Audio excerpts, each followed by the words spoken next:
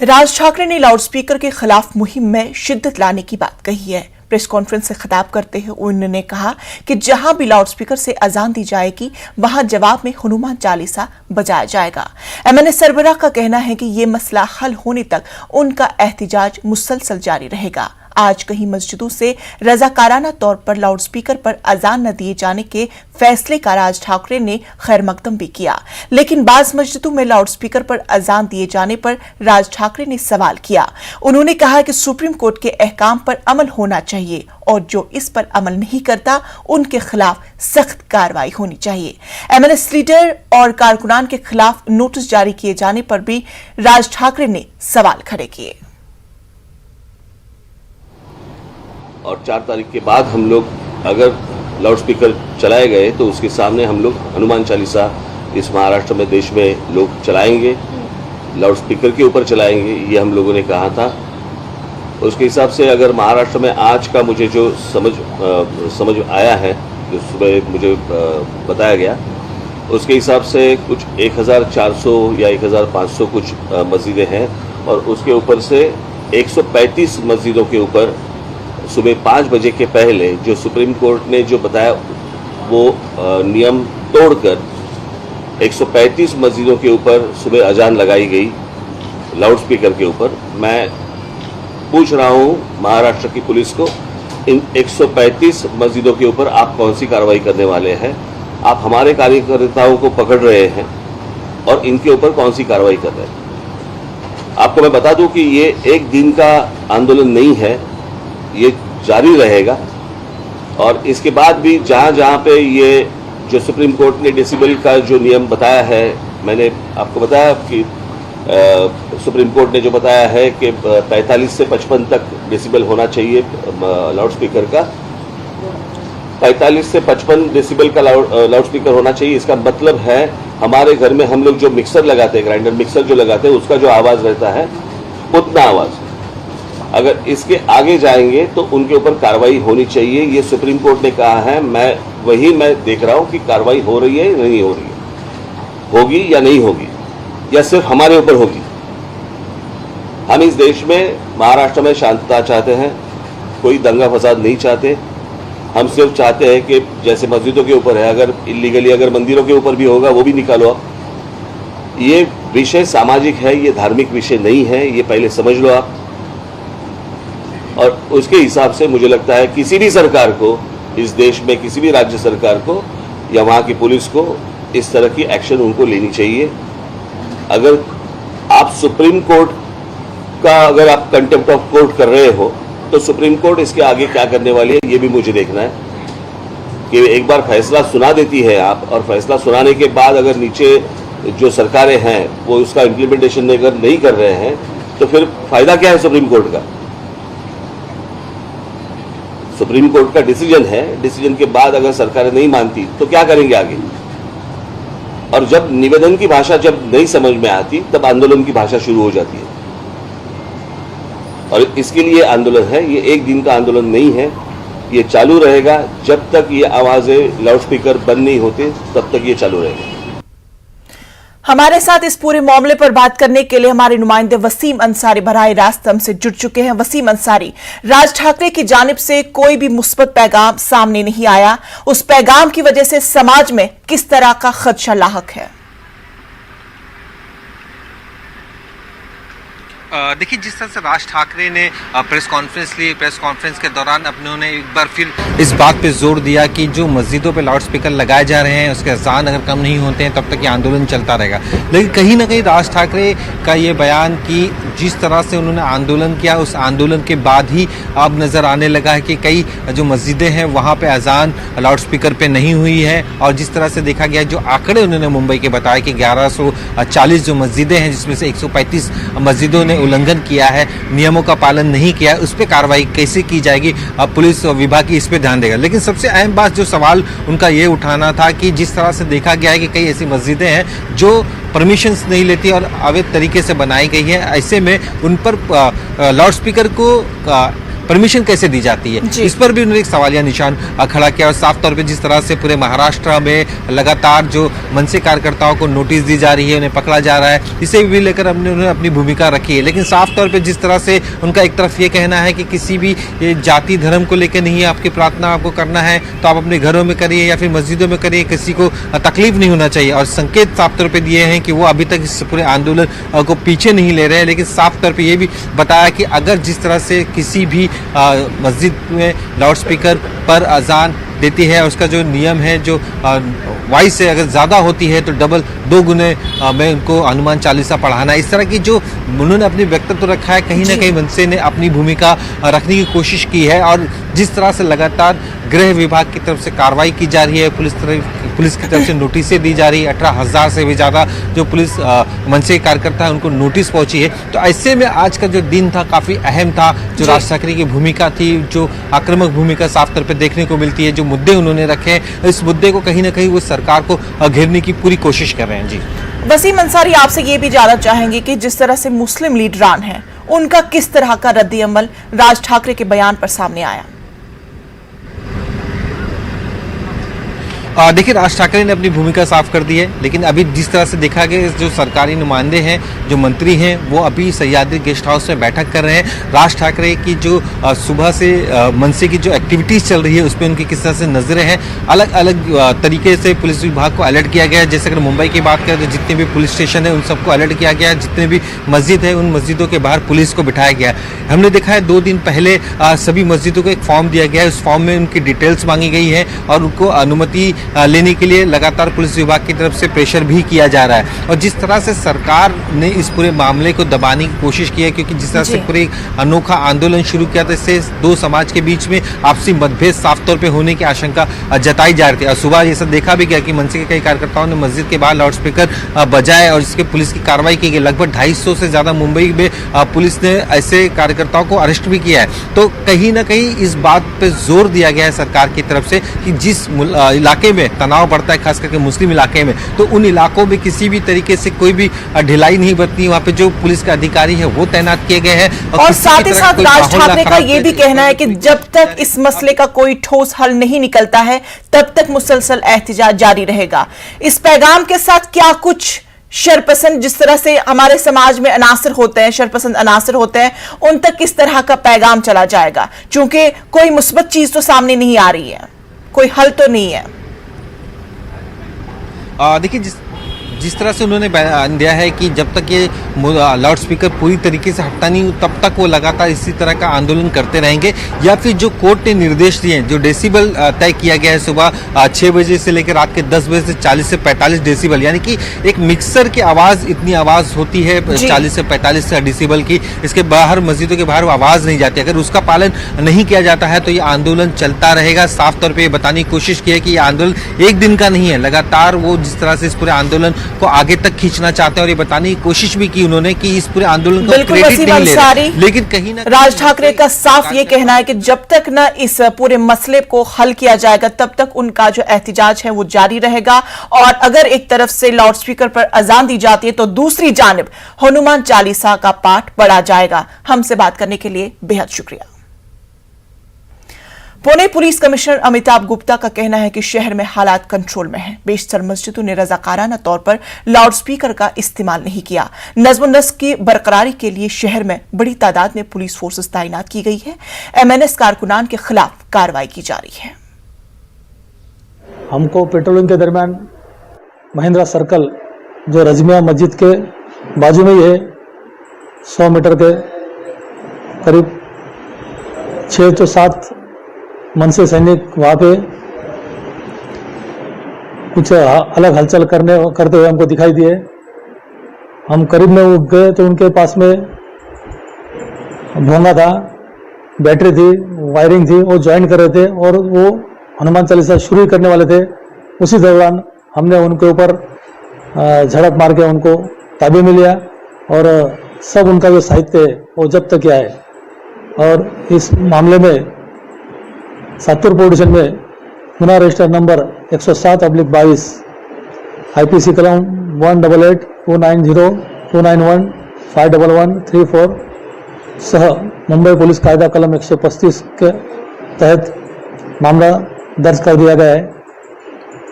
6 मुजरिम इसमें जो है पदाधिकारी है वो ताबे में है। जहां आज पूरे मुल्क में लाउडस्पीकर और अजान को लेकर हंगामा बरपा है, ऐसे में ईद के मौके पर महाराष्ट्र के जिला बलडाना से हिंदू मुस्लिम इत्तेहाद की एक अनोखी तस्वीर सामने आई है, जहां केडवार गांव में सिर्फ 3% मुसलमान आबादी है और गांव में सिर्फ एक मस्जिद है। ऐसे में गांव में मस्जिद से दूर बसने वाले मुसलमानों को भी अजान की आवाज सुनाई दे, इसके लिए गांव के तमाम हिंदुओं ने मस्जिद के लिए लाउडस्पीकर अतिया किया। गाजियाबाद के मोदी नगर में गनी देवी कॉलेज की कुछ तालिबात ने उस वक्त हंगामा किया जब उनके मसाइल पर प्रिंसिपल ने मुबैना तौर पर बात करने से साफ इनकार किया। प्रिंसिपल बाहिजाब तालिबात को देखकर नाराज हो गई और उनसे दफ्तर से बाहर निकलने को कहा। प्रिंसिपल के दफ्तर के बाहर तालिबात ने उनका इंतजार किया, लेकिन जब वो देर तक बाहर नहीं निकले तो तालिबात ने एहतिजाज किया।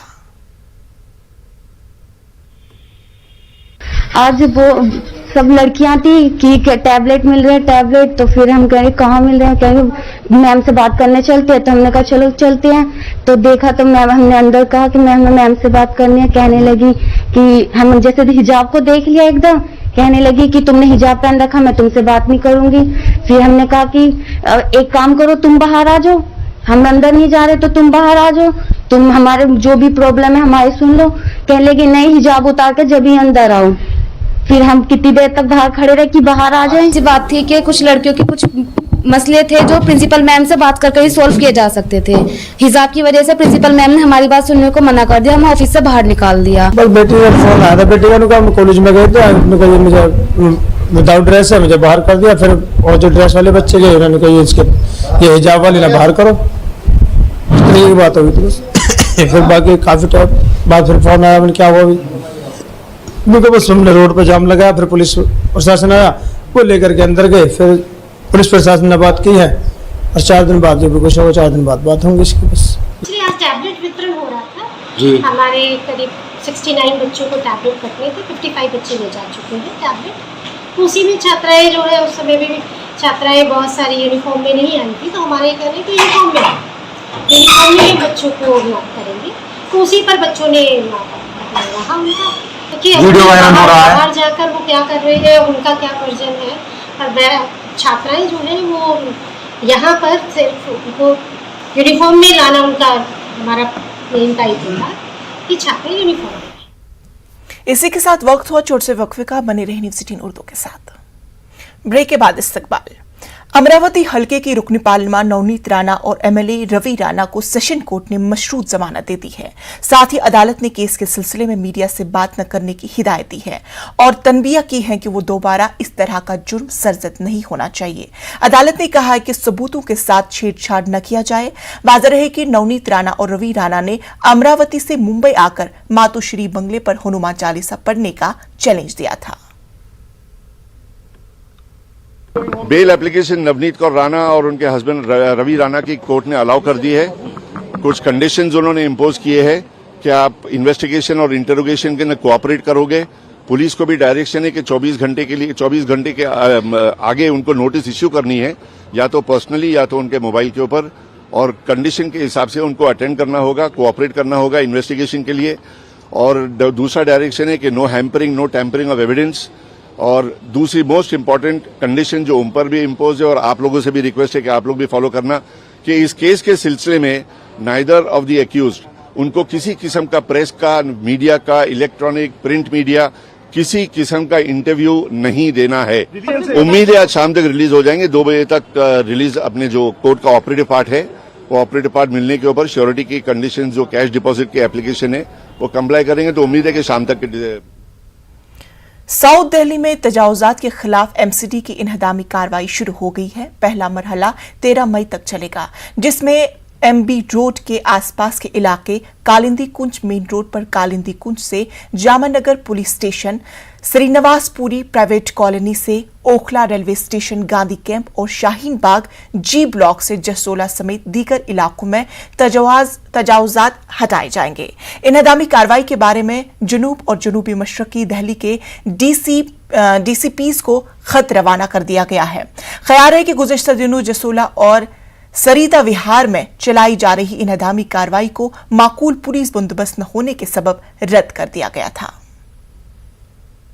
आज सेंट्रल जोन के अंदर इंक्रोचमेंट रिमूव की प्रोग्राम को आज गति देने का काम शुरू किया है और आज से हमने ये अपना जो प्रोग्राम है जिसको पहले फेज में आज करनी स्टेडियम रोड से शुरू करके इसको आगे सारे जोन के अंदर करना है और इसका आज पहला कदम है जिस काम को आज हम गति दे रहे हैं। हमने अनऑथराइज के ऊपर काम करना है, जिन्होंने रास्ते ब्लॉक कर लिए हैं, लोगों के सड़कें ब्लॉक कर ली हैं, लोगों का रहना जाना आना दुर्लभ कर दिया है। स्कूल की बस जा नहीं सकती, लोग अपने ऑफिसेज नहीं जा सकते, ऑफिसेज की गाड़ी वैन नहीं आ सकती। आज सबको क्लियर करने का प्रोग्राम है। शाहीन बाग हो, ओखला हो, खड्डा कॉलोनी हो, कोई जगह बख्शी नहीं जाएगी। इसमें कोई इफन बट की बात नहीं है। जो सड़क के ऊपर इंक्रोचर्स हैं, सड़क को घेर लिया है, रास्ते ब्लॉक कर दिए, सरकारी जमीन पर अवैध कब्जे कर लिए, बिल्डिंगें बना ली हैं,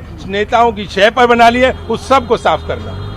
इस वक्त हम संगम विहार में खड़े हुए हैं जहां पर आज साउथ एमसीडी का बुलडोजर चल रहा है और आपको मैं तस्वीरों में दिखाना चाहूंगी कि ये वही जगह है जहां पर आज जहांगीरपुरी के बाद बुलडोजर चलेगा, क्योंकि जिस तरीके से अवैध अतिक्रमण के खिलाफ एमसीडी अपना अभियान चला रही है उसको देखते हुए बुलडोजर की कार्रवाई यहां पर होगी। और आप देख सकते हैं कि यहां पर ही जो लोग हैं उन्होंने अपनी जो लोग यहाँ थे उन्होंने अपना सामान भी हटाना शुरू कर दिया है। और इसके साथ ही जो स्टैंडिंग कमेटी के चेयरमैन हैं सेंट्रल जोन के राजपाल सिंह जी, उनका भी कहना है कि अवैध अतिक्रमण को हटाने के लिए किसी तरीके के नोटिस की जरूरत नहीं होती। हालांकि लोग यहां पर स्लिप लेकर जरूर पहुंचे हुए हैं और इसके बाद ही कई सारे इलाकों को चिन्हित किया गया है। 13 मई तक ये कार्रवाई होनी है और जिसके साथ जिस तरीके से अलग अलग जो जगहें हैं, चाहे वो बदरपुर हो या फिर शाहीन बाग हो, हर जगह पर अवैध अतिक्रमण हटाने के लिए बुलडोजर चलाया जाएगा। और देखें तो यहाँ पर बहुत सारे लोग हैं जो कि स्लिप लेकर खड़े हुए हैं, उनसे भी हम बात करते हैं कि उनका क्या कहना है। ये बताइए, ये स्लिप क्या है आप लेके आए? मैम दुकान के लिए दी गई थी। अगर हाँ दुकान मिली, कहीं दुकान आपकी तोड़ी नहीं जाएगी और आपको दुकान मिली जाएगी कहीं भी। अच्छा। अब आते तोड़ दी, हमेशा ये करते हैं। तो पहले से नहीं बताया गया था? नहीं मैम। लेकिन ये तो कह रहे हैं कि जो अवैध अतिक्रमण है उसको ही हटा रहे हैं हम। अवैध है तो मैम क्यों पर्ची है, अभी क्यों तोड़ रहे हो? छोड़ो से मैम। तो आप लोगों के पास भी पर्ची है? ये हमारे साथ के भाई। तो ऐसे कितने लोग हैं जिनके पास ये स्लिप है? 8-9 जने हैं। हम 8 लोग हैं। हमारे स्लिप दी गई थी तो ये बोला गया था कि नहीं हटाया जाएगा। ऐसा दुकान नहीं तोड़ी जाएगी, आपको कहीं दुकान मिली जाएगी, अगर कोई आएगा दुकान नहीं तोड़ेगा। अच्छा, तो ये स्लिप आपको थोड़ा ऊपर करके दिखाइए कि कब लॉट हुई थी?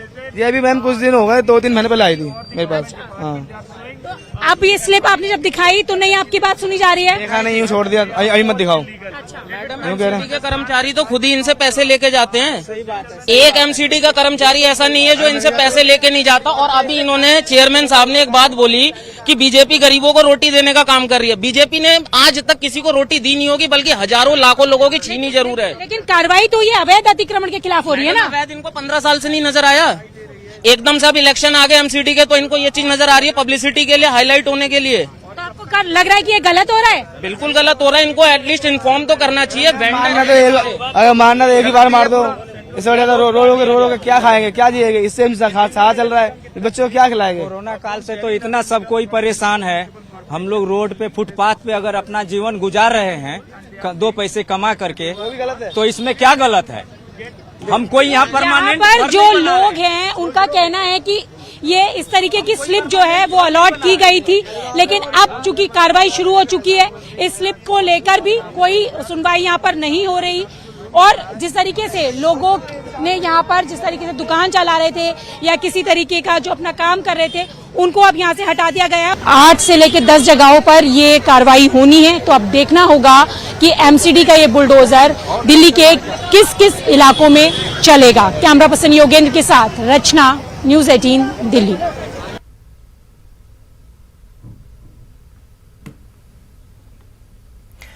गंदे पानी को हयातियाती तौर पर रिट्रीट करने के लिए बैक्टीरिया और माइक्रो ऑर्गेनिज्म इस्तेमाल किए जाते हैं और ये वाजुरा के माहौलियाती हल की तजदीद का कोड वर्क है। इसकी बुनियाद बायोटेक्नोलॉजी वेंथिया प्रसाद ने रखी है, जो सन्नतों और पानी के हर कतरे को बचाने की कोशिश के साथ मिलकर काम कर रही है। ये मुहिम न सिर्फ माहौल को बचा रही है बल्कि इस्तेमाल के लिए साफ और सन्नती बायो एनर्जी भी पैदा कर रही है। देखिए मिशन पानी की खास report.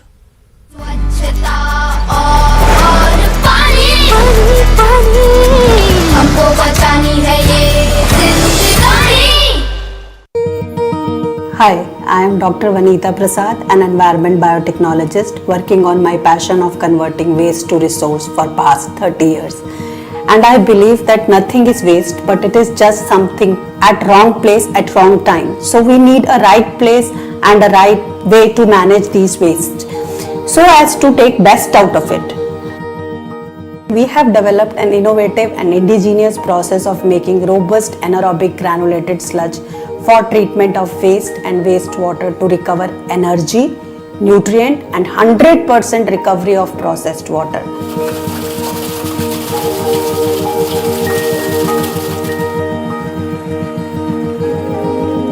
Ravi solutions can be employed in treating waste and wastewater from municipality as well as industry.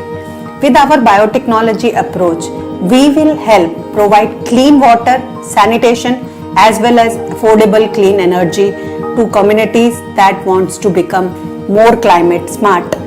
Our solution can be easily employed in treating waste from a number of sectors including municipal waste, sewage and waste from industries such as dairy, distillery, pulp and paper, slaughterhouse, sugar and food processing industries, etc.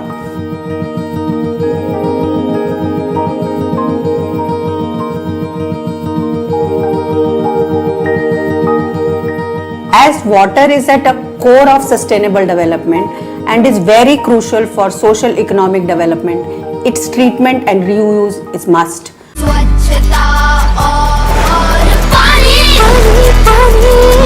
हमको बचानी है ये जिंदगानी। और अब खबर उत्तर प्रदेश से, जहां के ललितपुर में नाबालिग लड़की की अस्मत दरी के मामले पर कांग्रेस लीडर प्रियंका गांधी ने योगी हुकूमत पर निशाना साधा है। प्रियंका गांधी ने ट्वीट किया है कि बिल्डोजर की शोर में मामले को छुपाया जा रहा है। उन्होंने ट्वीट में लिखा कि अगर थाने खवातीन के लिए महफूज नहीं होंगे तो शिकायत लेकर खवातीन आखिर कहां जाएंगी। ख्याल रहे कि अस्मत दरी की मुतासरा ने थाने के एसएचओ पर ज्यादती का इल्जाम लगाया है। मुतासरा शिकायत करने थाने गई थी। इस मामले में 6 अफराद के खिलाफ मुकदमा दर्ज किया गया है। ललितपुर जनपद में जो बलात्कार की घटना का संज्ञान में आया है, उसको उसकी गंभीरता को लेते हुए तत्काल रूप से एफआईआर रजिस्टर करके और पुलिस अधीक्षक ललितपुर और डीआईजी रेंज ललितपुर जो है मौके पर के लिए रवाना हुए। दोनों ने घटनास्थल का तत्काल रूप से निरीक्षण किया और फॉरेंसिक टीम के साथ निरीक्षण किया। उसके बाद जो वहाँ से तथ्य निकल के आए, उसके आधार पे विवेचना करके और अभी तक से 4 लोग नामजद की गिरफ्तारी कर ली गई है। बाकी लोग जो नामजद हैं उनकी गिरफ्तारी के लिए प्रयासरत हैं। इसके साथ वहाँ के जो थाना प्रभारी थे, थाना प्रभारी की संलिप्तता को देखते हुए उनके खिलाफ उनको सस्पेंड करके उनके खिलाफ विभागीय कार्रवाई प्रचलित है। समस्त थाना में तैनात जितने पुलिसकर्मी थे उन्हीं सभी को लाइन हाजिर कर दिया गया है ताकि वो किसी भी तरह से जांच को प्रभावित नहीं कर सके। इसके साथ नए लोगों की तैनाती की गई है और लगभग 7 टीमें लगातार डीआईजी रेंज झांसी के निर्देशन में घटनाक्रम के सफल अनावरण के लिए प्रयासरत हैं, जो बहुत जल्दी इसका अनावरण करके और सारे तथ्य सामने लेकर आएंगे।